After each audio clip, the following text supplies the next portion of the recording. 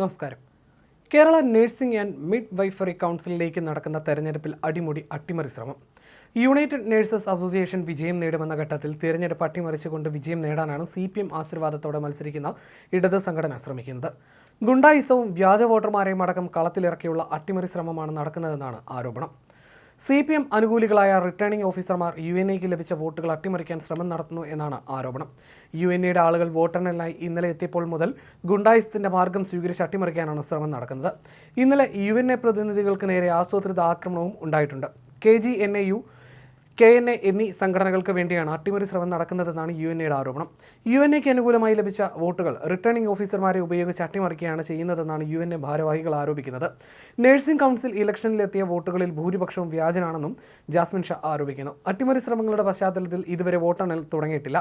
അതേസമയം സംഘടിതമായി നടക്കുന്ന അട്ടിമറി ശ്രമങ്ങളുടെ പശ്ചാത്തലത്തിൽ UNA ഇലക്ഷൻ നിർത്തിവെക്കണമെന്ന ആവശ്യമുന്നയിച്ച് ഹൈക്കോടതിയെ സമീപിക്കാൻ ഒരുങ്ങുകയാണ്.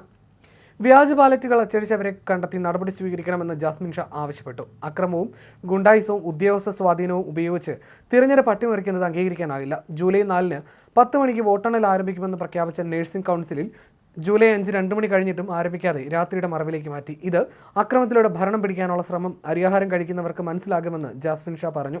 കോടതിയുടെ മേൽനോട്ടത്തിൽ റീഇലക്ഷൻ നടത്തണമെന്ന് ആവശ്യപ്പെട്ടാണ് UNA ഹൈക്കോടതിയെ സമീപിക്കുന്നത്.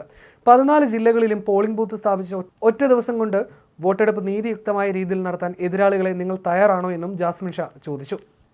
ഇന്നലെ കേരള നഴ്സിംഗ് കൗൺസിൽ ഇലക്ഷൻ വോട്ടെണ്ണലിൽ പങ്കെടുക്കാനെത്തിയ പത്തനംതിട്ട ജില്ലാ കമ്മിറ്റി അംഗങ്ങൾക്ക് നേരെ ഗുണ്ടാക്രമണം ഉണ്ടായിരുന്നു. 3 ഓട്ടോറിക്ഷകളിലായി എത്തിയ 6ഓളം പേരാണ് ആക്രമണം നടത്തിയത്.